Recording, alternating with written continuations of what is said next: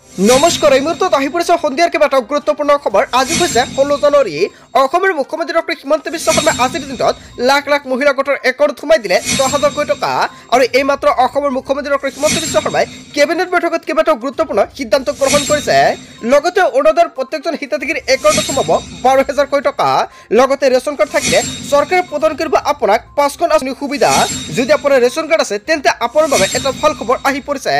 লগতে PM কিষাণৰ 19 number কিস্তিৰ টকা কিমান তাৰিখত সোমাব? পিএম কিষাণৰ 19 নম্বৰ কিস্তিৰ ধন সোমাব আপোনাৰ বেংক একাউণ্টত 18 জানুৱাৰীত। আৰু চৰকাৰে কেইবাটাও গুৰুত্বপূৰ্ণ সিদ্ধান্ত গ্ৰহণ কৰিছে। কেৱল ইয়াই নহয়, কেইবাটাও ৰাজনৈতিক খবৰৰ লগতে অৰাজনৈতিক খবৰ যুগুত কৰা হৈছে আজিৰ দিনটোত।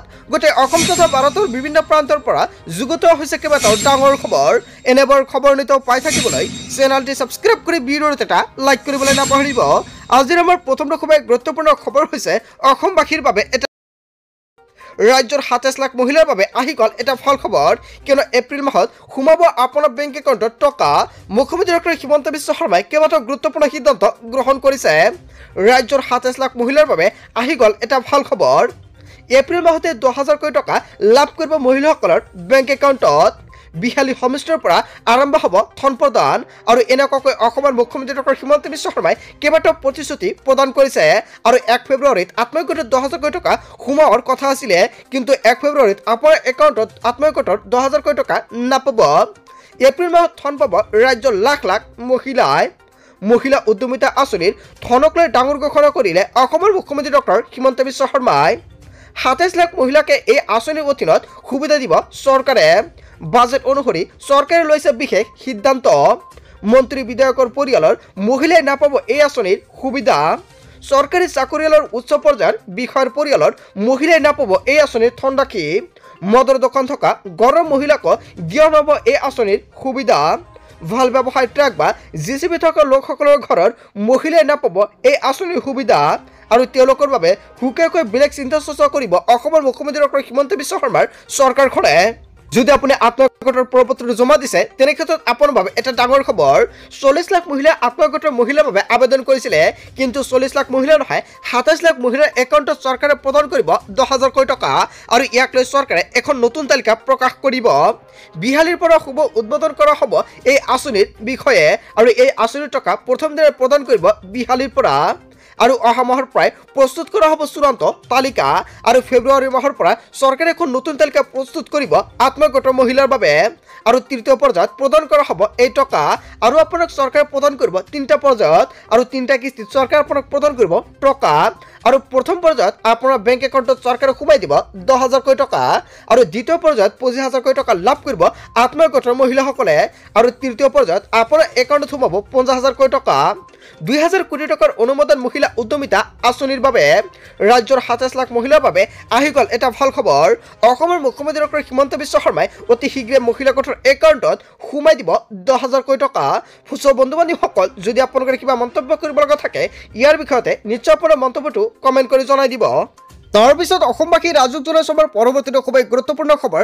লগতে ডাঙৰ খবৰ, পিএম কিষাণৰ 19 নম্বৰ কিস্তিক লৈ কেইবাটাও গুৰুত্বপূৰ্ণ আপডেট আহি পৰিছে। এতিয়া চেক কৰক আপোনাৰ ষ্টেটাছ। ইয়াতে সম্পূৰ্ণকৈ আপুনি দেখা পাইছে পে'মেণ্ট ষ্টেটাছ ৱেইটিং ফৰ এপ্ৰুভেল বাই ষ্টেট।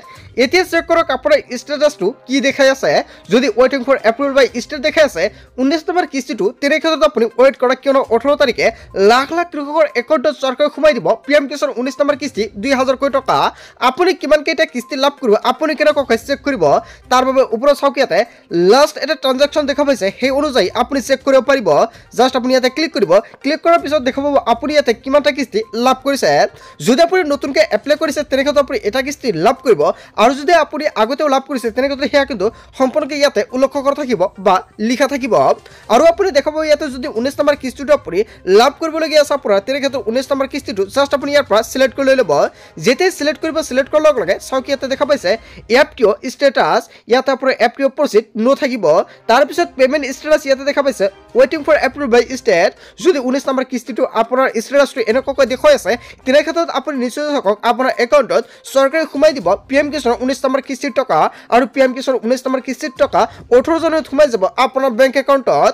মাজত মাত্ৰ এটা দিন বাকী আছে। তাৰপিছতে চেক কৰক আপোনাৰ একাউণ্ট। যদি আপুনি টকাটো নাপায় নিশ্চয় কমেণ্ট কৰি জনাব আপোনাক কি কৰিব লাগিব।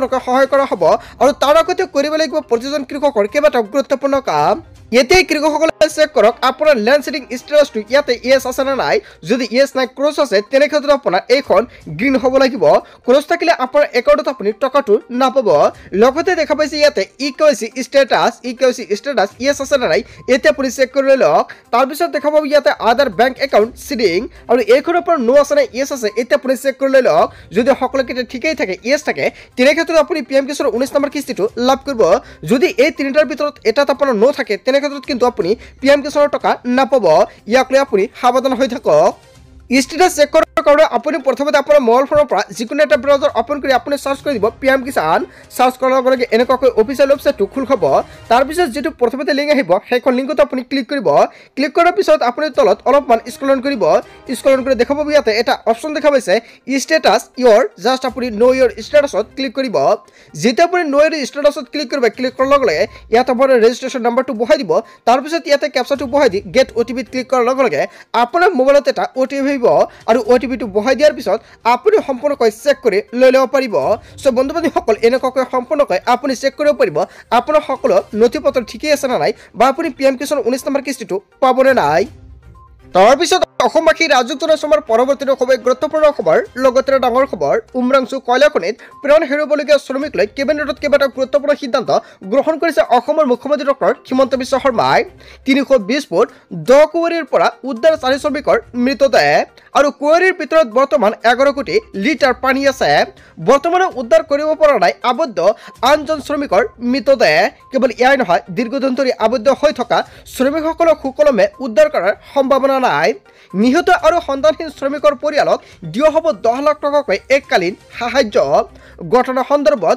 কুঁৱৰীটোত কৰ্মৰত অভিযন্তাই দিব লাগিব লিখিত বিৱৰণ উমৰাংচু কয়লা খনিত কৰ্মৰত শ্ৰমিকৰ পৰিয়ালে লাভ কৰিব এই ন্যায় কেৱল ইয়াই নহয় আৰক্ষী সঞ্চালক প্ৰধানকৈ ফৌজদাৰী অনুসন্ধানৰ বাবে এছআইটি গঠনৰ নিৰ্দেশ প্ৰদান কৰিছে কেৱল ইয়াই নহয় নেতৃত্ব প্ৰদান কৰিব ন্যায়াধীশ অনিমা হাজৰিকাই মুখ্যমন্ত্ৰী ডক্টৰ হিমন্ত বিশ্ব শৰ্মাই উমৰাংচুৰ গঠনক লৈ কেইবাটাও গুৰুত্বপূৰ্ণ সিদ্ধান্ত গ্ৰহণ কৰিছে কেবিনেট বৈঠকত হয় বন্ধু-বান্ধৱীসকল অসমৰ মুখ্যমন্ত্ৰী ডক্টৰ হিমন্ত বিশ্ব শৰ্মাই কেবিনেট বৈঠকত যিকেইটা সিদ্ধান্ত গ্ৰহণ কৰিছে আপুনি কি ক'ব যদি আপোনাৰ কিবা মন্তব্য কৰিব লগা থাকে আপোনালোকৰ মন্তব্যটো নিশ্চয় কমেন্ট কৰি জনাব তাৰ পিছত অসমবাসী ৰাজুক জনসমৰ পৰৱৰ্তী খুব গুৰুত্বপূৰ্ণ খবৰ লগতে ডাঙৰ খবৰ ই শ্ৰমত নাম পঞ্জীয়ন কৰা শ্ৰমিকসকললৈ আহি গ'ল কেইবাটাও গুৰুত্বপূৰ্ণ খবৰ যদি আপোনাৰ ই শ্ৰম কাৰ্ডটো আছে তেন্তে আপোনাৰ বাবে এটা ভাল খবৰ দুৰ্ঘটনাত মৃত্যু হোৱা আৰু অংগঘাত শ্ৰমিকলৈ আৰ্থিক সাহায্য প্ৰদান কৰিব কেৱল ইয়াই নহয় অসমৰ মুখ্যমন্ত্ৰী ডক্টৰ হিমন্ত বিশ্ব শৰ্মাই ই শ্ৰম কাৰ্ড থাকিলে প্ৰত্যেক মাহতে আপুনি লাভ কৰিব 2100 টকাৰ পৰা 5000 টকা